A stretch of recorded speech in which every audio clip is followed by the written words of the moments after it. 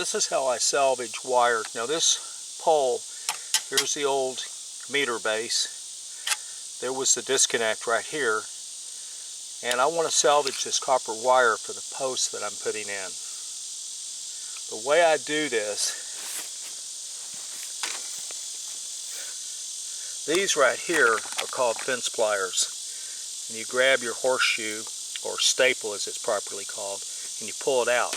But I can't get a bite on these because these are made in China and they're basically worthless for half of the work you need to do. So take a flathead screwdriver, put it under the ground wire, and gently tap into your staple until you're in there pretty good, and lift up. Replace, rework. Replace, rework. Alright, now I'm just past the head of the flathead. Now, sometimes even these Chinese junk pliers will work.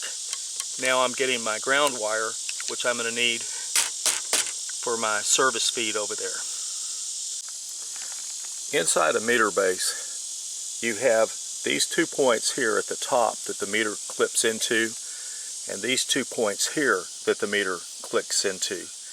This right here is just a frame to help hold the meter in the proper position, in its proper orientation. You have a hot lead here, a hot lead here, and a neutral there. The neutral comes into this, comes from here down to your disconnect, which we'll get to in just a moment. The power comes in through here, goes through the meter, and then exits here, where it then feeds into your disconnect. When these two wires are crossed together in a switch, you get 220 volts. Individually, each leg carries 110. There should never be any power on the neutral. It should be 0. This right here is your grounding lug, and you use, I believe, I can't remember the size. You use a grounding wire here, which is tied to the neutral, and then what it does is it comes down and it exits through a hole in this, and it comes down and it's going to be tied to the neutral here, helping to keep all of this grounded. And down here is your bar that you're going to tie into. And this is how that distribution works. Now, if this thing was hooked up to the electricity above and I were to touch it like I'm doing now, I would not be making any more films. This, by standard, has to be copper. It's expensive. I paid over $100 for this little bitty short run that you see here, which also supplied the copper that I needed to reach this box. Something that you need to understand is that these fittings here and up here have to be weatherproof. On the bottom, it's less stringent. They can be a fitting like this, which is not waterproof. And this is where my 1 1/4 inch plastic electrical conduit will fit down, and then it will go into the grounding and go away. This is my ground rod. It's 8 feet long. Since my hole was 5 feet, I was able to push it down through the soft mud from where I had repacked this thing down pretty deep. That round red thing is a T-post driver, which I used to drive this down as deep as I could. I'm now going to have to get a sledgehammer. I've got a 4-pound, which I will then continue to beat down into the ground until I get it to depth. And then I'll bring my ground wire from here and from up here coming down. It'll be physically attached to the utility pole, and then I'll come over here and I'll terminate it with a lug on the ground rod. And I will tell you, it's hot. I've only been doing a little bit of this at a time because it is hot. If you look right here You can see my fingers coming up through that, which is fine. Let's get down inside this for a minute and take a look. These two right here, these two wires, I hope you can see them because as bright as it is, I can't see anything on the camera. These two come in, and this gives me my two phases, which come out through these breakers up here. This is my neutral from above. It comes down, and you need to, if you do this yourself, you really need to make sure that this is wired correctly, because if it isn't, you're going to get an arc flash and you're going to probably be burned to death. The power that's inside this is phenomenal. Okay, so I'm in here, and this is going to be my neutral. Got my two leads here. They come out through these two breakers, and they'll feed down and they'll go to use. The neutral comes up here, right there, and ties in and goes back up. And I should do a white paper on what a transformer is while I'm thinking about it. But anyway, back to the story. The power out here, we'll have to push those out of the way a little bit to get in there. Your wire goes in. I really do not like the design of this box. There are no two ways about it. I just don't like it. These are really in the way. These are big hunker wires, and you have to have your other wires come in here and then go down. This is a very poor design. Anyway, you'll have your phase 1 here, your phase 2 here. If you were going to run, say, a washer dryer, you'd have the two phases here that would be running down through your electrical wire to use. So that's how that's set up. In many places you can do this yourself, other places you can't. The pole, if I'd bought it from the electrical company that services this area, would have run me 500 and something. I was given the pole, and I could have bought the pole for about 100. I have 100 in the pole, 100 in the wire, and in the box down here, and all the fittings and hardware up there, I have another 60 bucks. So basically 260 bucks. I could have put this up, which is slightly half of what the electrical company would have chosen to sell me the thing for. The difference if you buy from the electrical company is it's already all hooked up and you just go with it.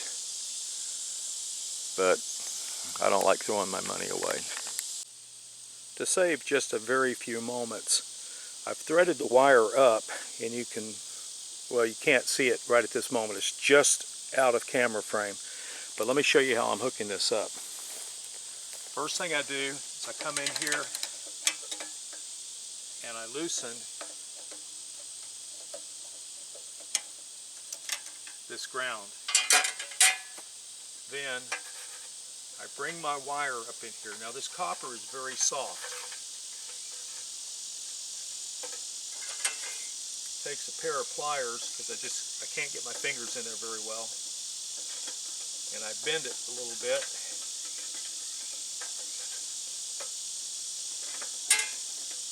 And I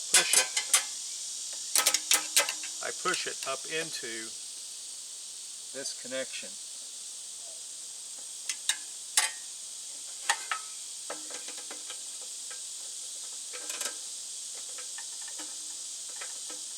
I don't know if you saw it, but it just shifted up. It's now just about 1/8 of an inch above this point right here. I now put my lug back into position, and you need to really tighten these up good.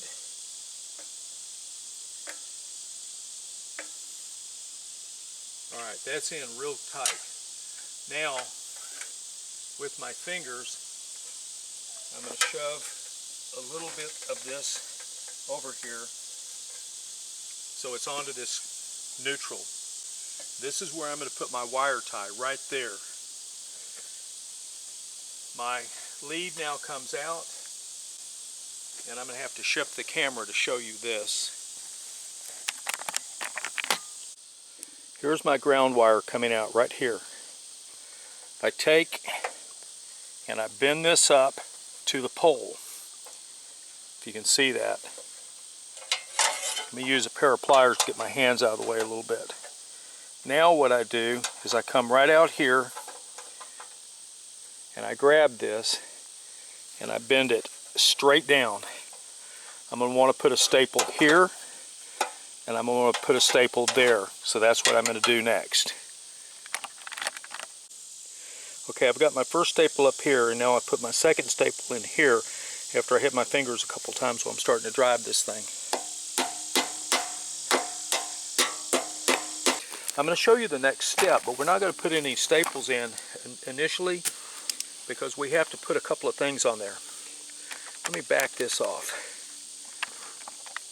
And let me loosen this. All right, as we go down, we're looking down here at our ground, right? We got to get this copper wire down there, but we still have to attach the ground from here into here. And to do that, we use a different type of lug, which I'll show you. But first, let's get this right down here sized to what we need. What we do is we come down here, keeping this wire nice and straight. Come down here like this, and then we figure we need an inch or two more. I'm cutting this off camera. Maybe not. These pliers aren't big enough. Alright, my ground wire is inside, as you can see. The next thing, now I'm going to bend the wire at the bottom so it's a little bit more manipulative. What I need to do is I need to bend this at a 90-degree angle. Hope you can see what I'm doing, so that it will go inside this lug right here. I loosen the lug. Got to come out quite a ways on this. And now, because this wire is easy to bend using a pair of pliers, get down on my knees so that I can actually see what I'm doing. What I do is I come up here and I bend this a little bit at a time until I have it to where I can now manipulate it into that piece that I'm trying to feed in. We're going to have to go up one. That bottom hole is just too small. For a much smaller ground wire.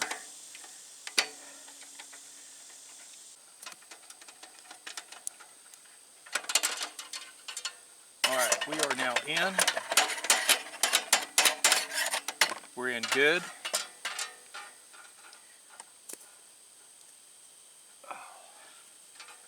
We're going to back it out just a fraction. There we go. Getting dirt up in here.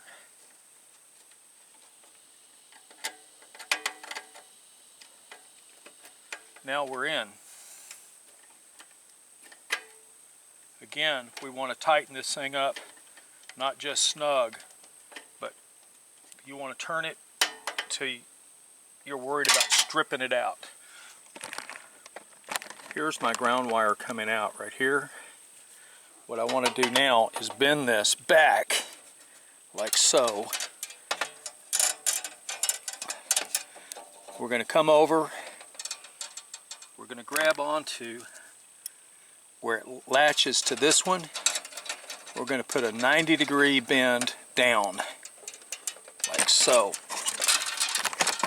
and knock the camera over at the same time. So we have this in place. We want to bring it in here. We want to cut it about 2 inches below. So we put a little bend where we want to cut it. Next thing will be to put a bonding unit similar to what we have at the bottom on. Then we'll tack this to the pole all the way down. We'll hook it to the ground wire. This is called a split bolt. Let me show you what that consists of. you have this piece right here which you can unscrew all the way down and it comes apart. This way you can slide it onto your ground wires and then bring it back together, thread it, and with a little bit of effort you can now put multiple ground wires in here and clamp them all together, and you'll have a good ground system. Again, this is called a copper split bolt, and this is for 16 to number 8 American wire gauge straight, or the grounding cable like you're going to find on a utility pole. So let's go put this on and finish this little project up. Having slid this onto the thing, I now put this back together, and I use a pair of pliers to tighten it up. Now remember, my ground wire is only attached at the top where I put the first 2 in, and this is to bond the 2 ground wires together so that everything is electrically neutral and it has a good ground.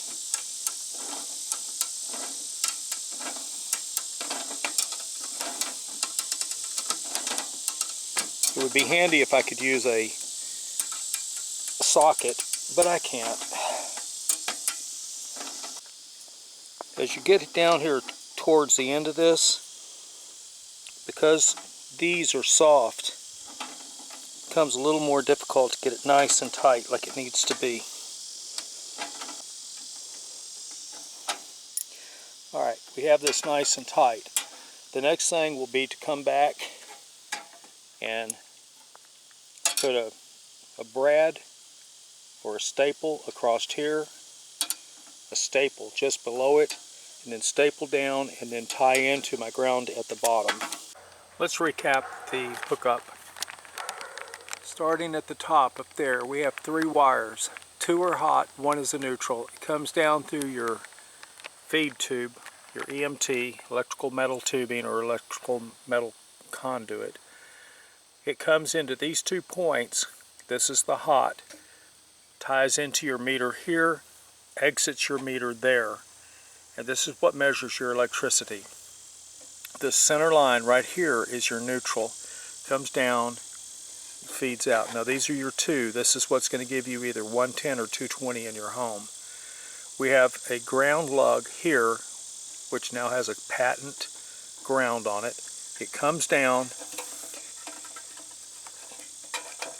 it feeds away from this. It was touching. It feeds away from that. I'm going to put a wire tie here. Feeds away from this, comes down through the bottom of this, and exits.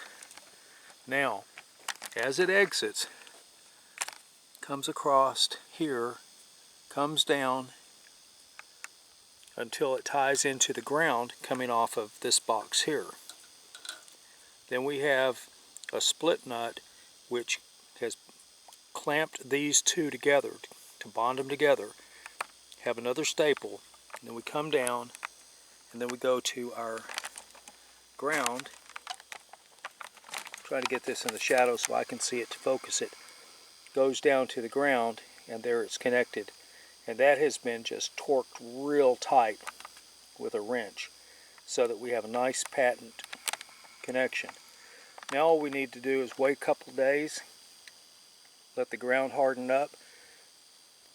This was dug with a coal chisel and a pair of post hole diggers, and you can't dig a perfectly 8-inch circle and reach down 5 feet and get the debris out way longer than my arm. So I'm letting the dirt set up, and sometime next week, which will be 2 weeks, we'll have the power company come out and hook this little baby up, and then the electrician will come out, hook up my box, run my underground conduit. I've got to dig that, but he'll run it, and life will be good, and I'll have power to my storage building. with that said, Dysfunctional Vet out.